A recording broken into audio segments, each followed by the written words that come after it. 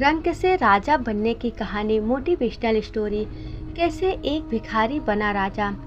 कभी भी अपने जीवन में घमंड या अहंकार नहीं लाना चाहिए।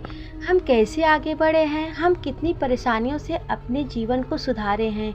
अगर कभी भी मन में किसी भी चीज़ को लेकर घमंड या अहंकार आए तो अपनी पिछली ज़िंदगी के बारे में अवश्य ही सोचना चाहिए।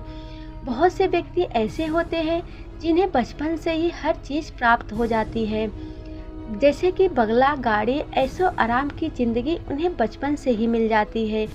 लेकिन कुछ व्यक्ति ऐसे भी होते हैं जिन्हें बचपन से ही परिश्रम करना पड़ता है, उसके बाद जाकर उन्हें कहीं सुख नसीब होता है। लेकिन जैसे ही उन्हें सुख नसीब हो जाता है, वैसे ही वह अपने पिछले ज़िंदगी को भूलकर अहंकारी बन जाते हैं।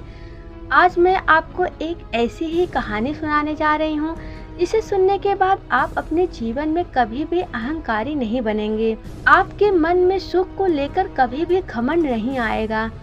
इसके पहले कि आप कहानी में खो जाएं, चैनल पर नए हैं तो चैनल को सब्सक्राइब करके और वीडियो को लाइक अवश्य कर दीजिएगा, ताकि ऐसी मोटिवेशनल स्टोरी आपके पास सबसे पहले पहुँचते रहे। चलिए शुरू करते हैं कहानी को। किसी नगर में एक राजा राज्य करता था। राजा बूढ़ा होने को आ गया, पर उनको कोई बेटा नहीं हुआ, सिर्फ एक बेटी ही थी। राजा को बहुत चिंता होने लगी कि अब मेरा इतना बड़ा साम्राज्य कैसे संभलेगा। भगवान ने मुझे सिर्फ एक बेटी ही दी है, इतने बड़े साम्राज्य को संभालने के लिए विधाता ने मुझे एक बेटा क्यों नहीं दिया। राजा दिन रात इसी चिंता में लगा रहता था कि भगवान ने मुझे एक बेटा दिया होता तो आज मेरा इतना बड़ा साम्राज्य मेरे जाने के बाद मेरा बेटा संभाल लेता।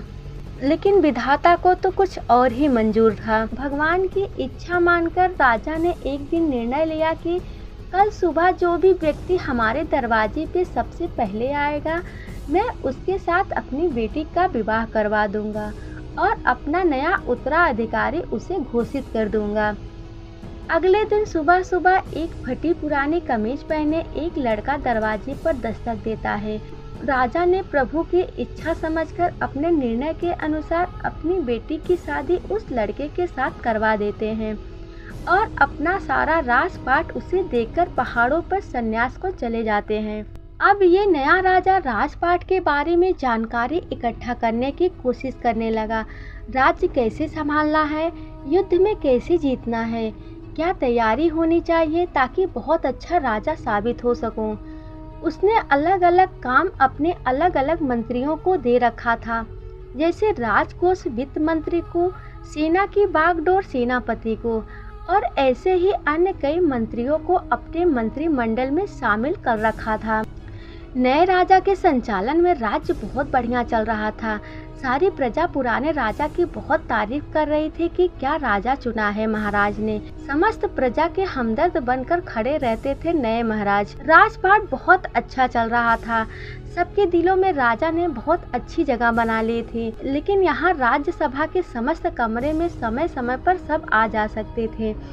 एक ऐसा सिर्फ कमरा था जिसमें सिर्फ राजा ही 10-15 मिनट के लिए जाते थे और किसी को जाने की अनुमति नहीं थी। यहाँ तक कि रानी को भी इस कमरे में जाने की अनुमति नहीं रहती थी।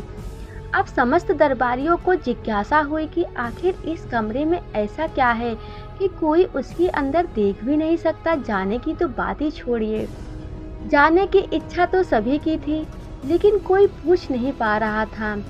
फिर बड़ी हिम्मत करके वित्त मंत्री ने पूछ ही लिया कि माफ़ करिएगा राजा साहब, लेकिन आखिर इस कमरे में प्रवेश वर्जित क्यों है?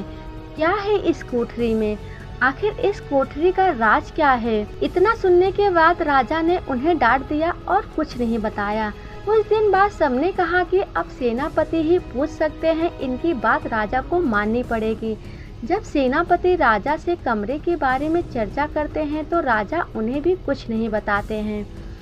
यहाँ से सबके मन में एक ही विचार आ रहा था कि अब रानी ही हैं जो इस जिज्ञासा को समाप्त कर सकती हैं।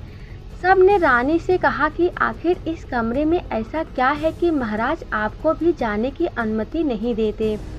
आखिर इस कमरे का राज क्या है? अब रानी साहिबा, आप ही इस कमरे का राज पता लगा सकती हैं। फिर क्या था, रानी ने तो एकदम से ही जिद पकड़ ली कि अब तो मुझे जानना ही है कि इस कमरे में आखिर क्या है।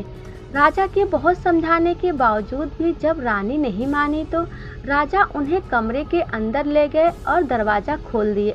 जब राजा रानी को कमरे में ले जाकर दरवाज़ा खोल देते हैं तो सभी देखकर यह हैरान रह जाते हैं कि यह क्या, कमरे के अंदर तो कुछ भी नहीं था। एक फटी कमीज और कुछ फटे कपड़े टंगे थे। सब ये देखकर हैरान रह गए तो राजा ने बताया कि मैं अपने शुरुआत को याद करने के लिए यहाँ आता हूँ। मुझे जब कभी यह अहंकार हो जाता है कि मैं राजा हूँ, मैं इस राज्य का सम्राट हूँ, मैं ही सबसे बढ़िया हूँ, तो यहाँ आ जाता हूँ। आधे घंटे बैठता हूँ, अपने शुरुआत को याद करता हूँ और अपने आप को बताता हूँ कि मैं यही था, यही मेरी शुरुआत थी। वो तो पुराने महाराज का शुक्र मनाओ कि मुझे राजा बना दिया। थोड़ी देर के बाद जब मेरा अहंकार टूट जाता है तो साफ और सच्चे मन से मैं बाहर आ जाता हूँ और अपने प्रजा की सेवा में लग जाता हूँ। यह कहानी हमें यह बताती है कि यह जिंदगी में कभी भी हमें घमंड या अहंकार आ जाए या हमें लगने लगे कि हम सबसे ज़्यादा सर्वश्रेष्ठ हैं, तो अपने शुरुआती दिनों को अवश्य ही याद करना चाहिए। अपने स्ट्रगल वाली पुरानी जिंदगी को याद जरूर करना चाहिए।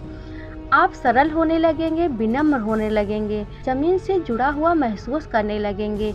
इसीलिए कहा जाता है कि पैसा इंसान को ऊपर ले जाता है, इंसान पैसे को कभी भी ऊपर नहीं ले जा पाता। ऐसे ही मोटिवेशनल स्टोरी के लिए वीडियो को लाइक जरूर करें। फिर मिलेंगे एक नए स्टोरी के साथ। जय श्री राम।